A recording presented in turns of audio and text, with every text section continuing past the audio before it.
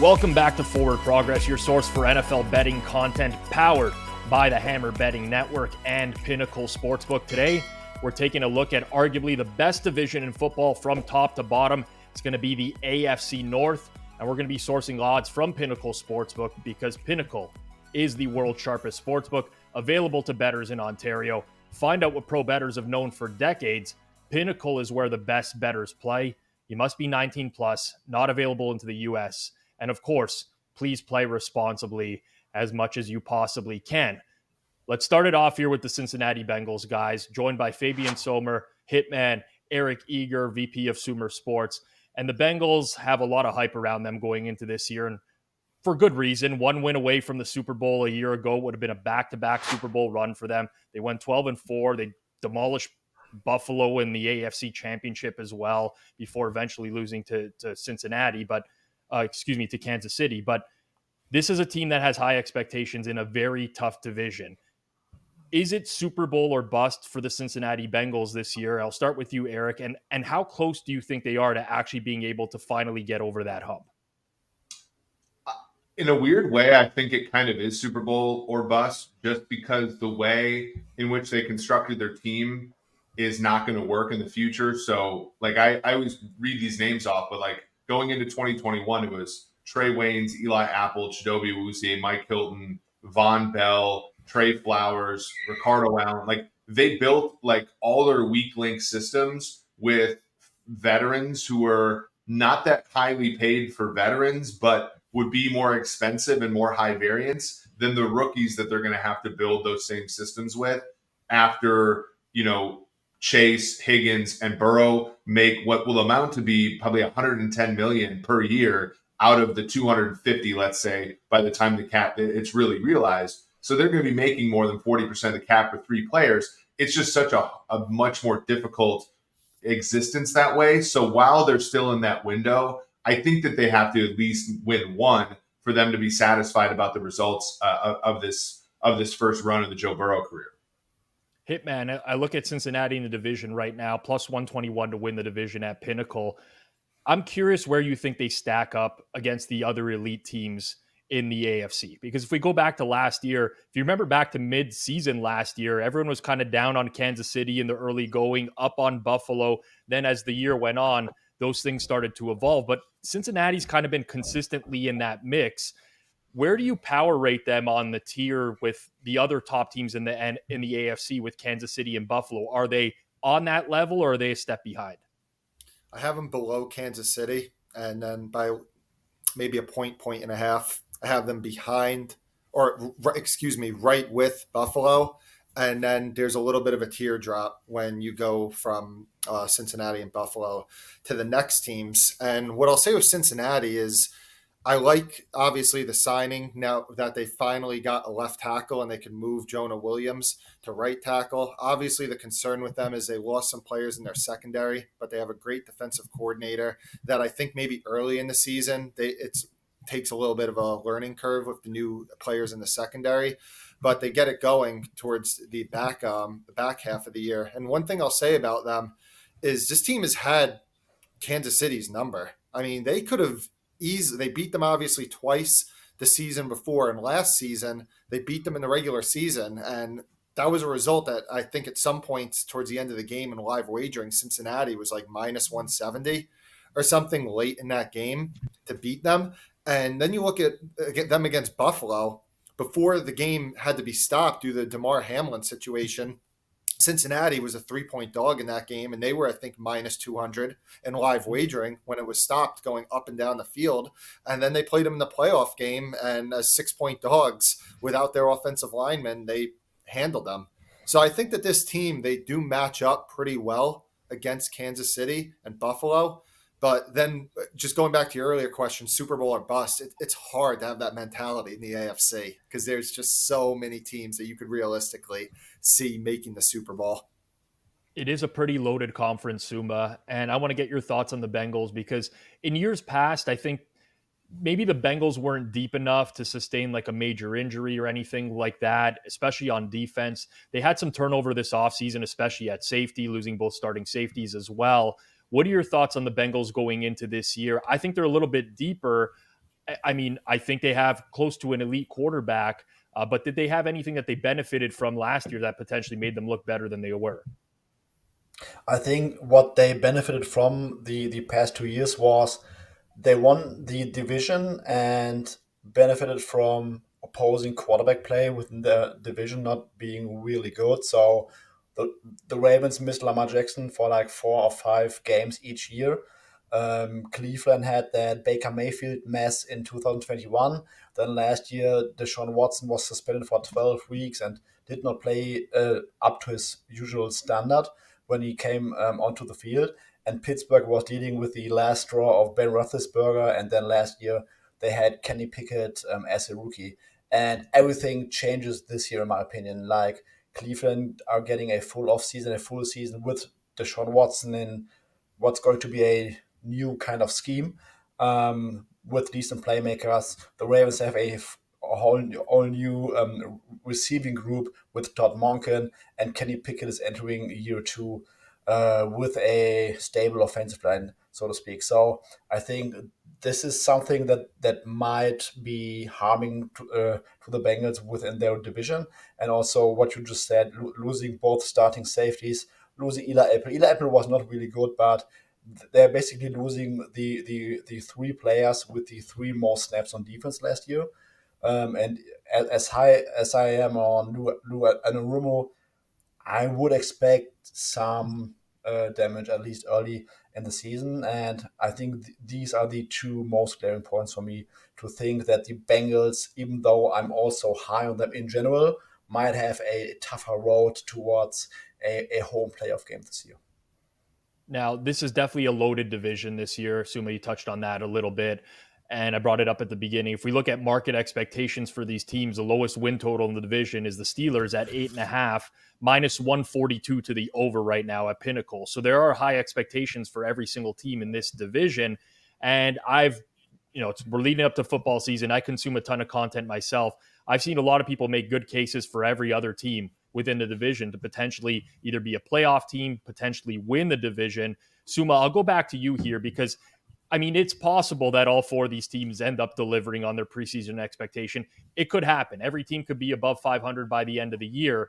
But if one of these teams was going to falter, who do you think is the most likely this season? That's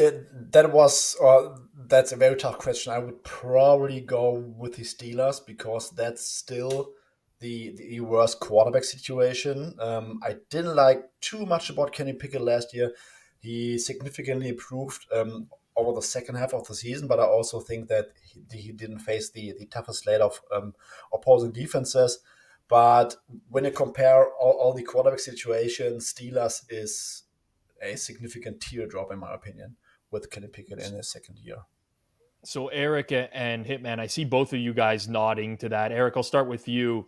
Do you think potential? I mean, there's this like floor that the Steelers have kind of had for 16 years now, right? Where you just wonder how they possibly get to be a winning team every single year under Mike Tomlin. And that's kind of why we see this expectation in the market right now relative to where we were a season ago. Do you have genuine concerns about Pittsburgh going into this year, or do you think that they potentially could take another leap forward this year?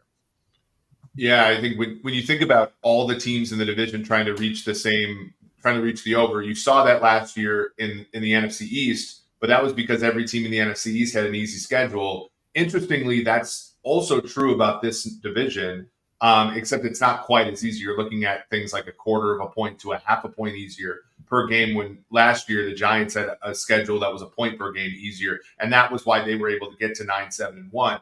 I think of the Steelers sort of in the same vein, where I look at them, they're about a third of a point easier per game, which to me is not necessarily enough to carry because, the Steelers have, their coaching staff, which is always befuddling to me. I know you guys talk about it on a lot of your shows, Rob, where any traditional way of measuring coaching analytically, Tomlin does horribly. And yet, like, if you throw him in there in like a model with random effects, he does great. Like, I just don't know where the generating process is there. And so even though it happens all the time, I'm never just going to blindly bet over on the Steelers because I don't know where it originates from.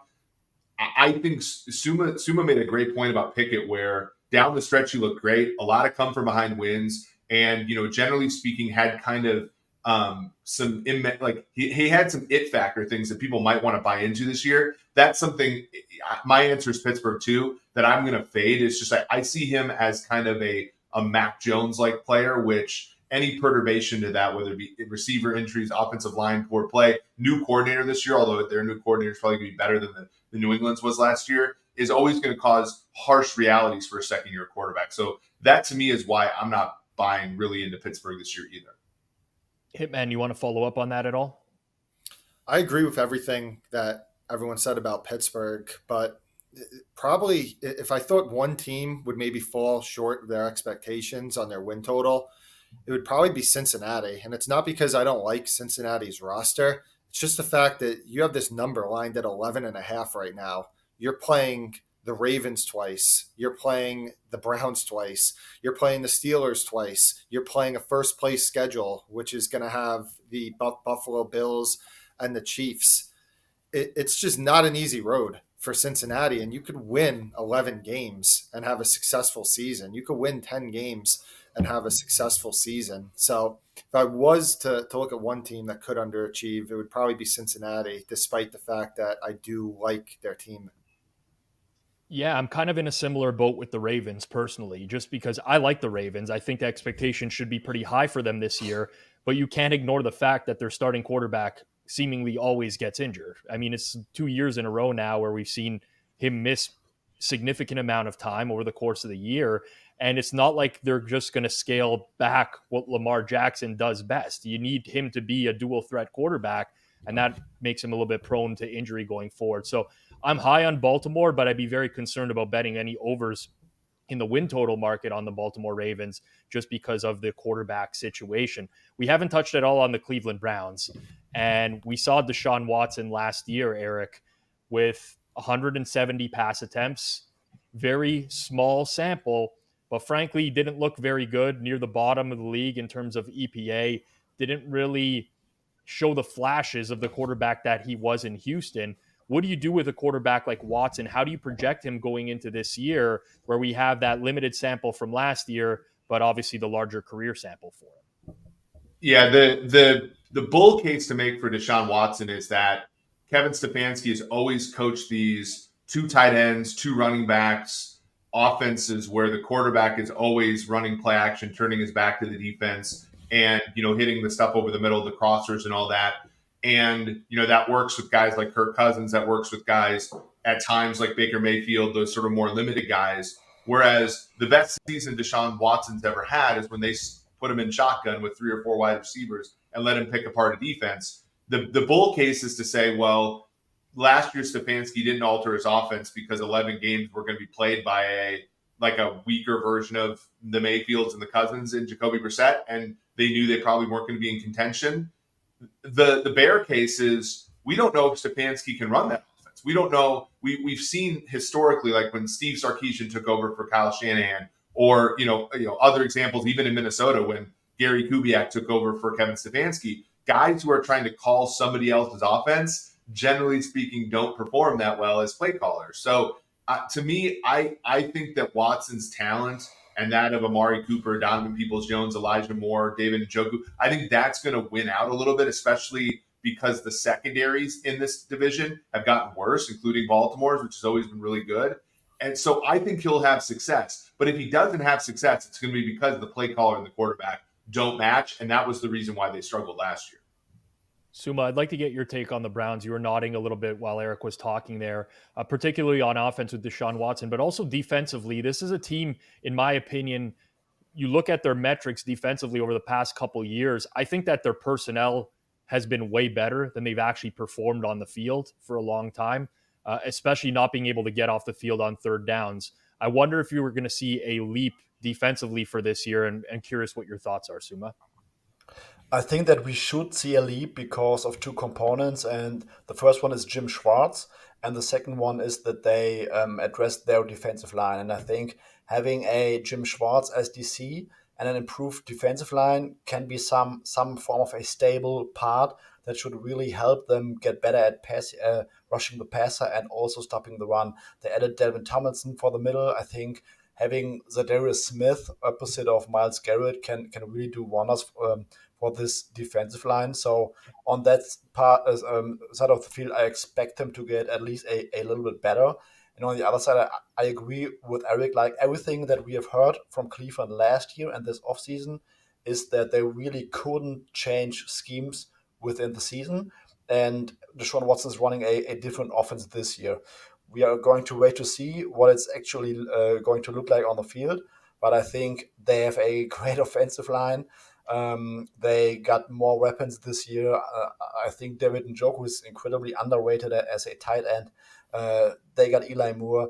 And if they're really able to basically merge that run game with Nick Chubb, with some kind of a spread offense that Deshaun Watson has run in his last year in Houston, which was his best career season, I really think that this offense could be really good next year.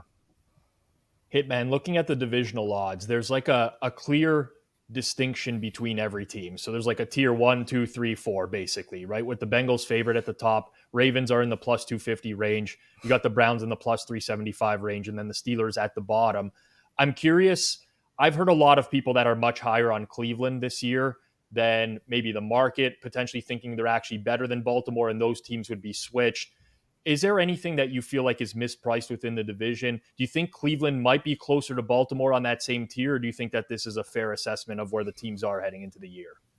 Yeah, I think if you are interested in betting Cleveland, you're looking towards some of the alternate markets, whether it's an alternate season win over or it's a division play where you're getting a big plus money payout. Because if you're big on Cleveland this year, you're probably believing that what happened to Deshaun Watson last season was a fluke and that he's going to perform more like he performed when he was with Houston.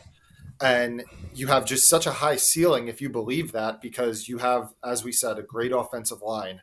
All signs are pointing that they're going to be a throw first team this year. Stefanski's obviously a very analytical coach. Not only did you add Eli Moore, but you added Marquise Goodwin, and you also used the first pick that you had in this draft to draft a wide receiver. And as we said, the defense made some low-key nice additions in Juan Thornhill, Zadarius Smith, Dalvin Tomlinson, and Jim Schwartz was one of the best hires of the entire offseason. We talk a lot about Vic Fangio with Miami, but Jim Schwartz was a really good addition also to this Browns defense. So I think if you are looking to bet Cleveland, you're looking towards more of the big payouts in case if Watson does get back to that Houston form.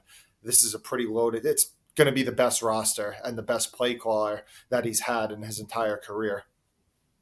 This is the fifth of the division previews that we're doing leading up to the season. Obviously, for those viewers who have not seen any of them before, we do have a playlist right here on Forward Progress. You can see the previous ones that we've done already. AFC East, NFC East, South and West. I'm getting confused. NFC East is coming up. But we did the South divisions and the West divisions, and we end every video the same way, which is looking at the regular season win totals for these teams in the market right now and giving what we think would be the best bet available on the board right now at Pinnacle. So if we do look at the division, Pittsburgh's the lowest win total at 8.5, heavily juiced towards the over.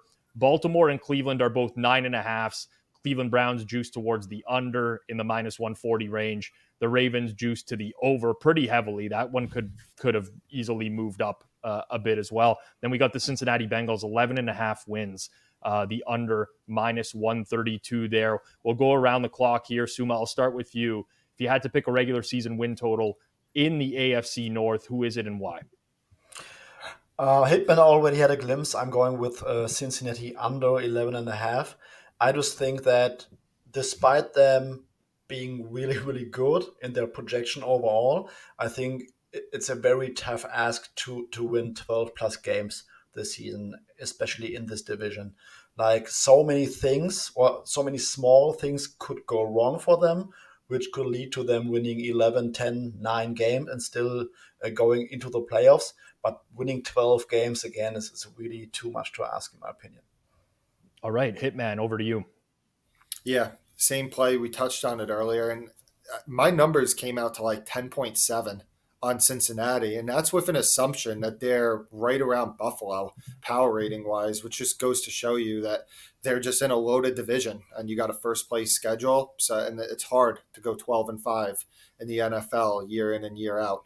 So yeah, for me, it would be Cincinnati under 11.5 as well. Eric. Yeah, I make the Cincinnati number about 11.03, which I don't know how you win 0.03 of a game, but I'm actually going to go a little bit different. I'm going to take Steelers under 8.5 at plus 119. I make it right around like 8.4, but again, you get the plus price there.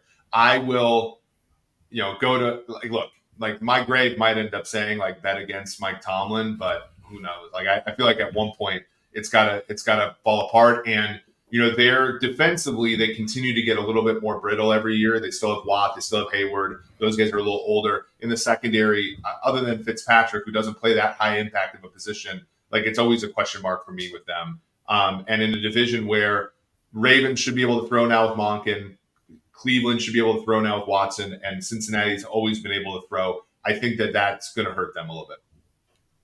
I love doing videos where we give away one guaranteed winner, and there is going to be one guaranteed winner because I am head to head with you, Eric. I've heard your Steelers. I've heard everyone's Steelers slander for the last 20 minutes here.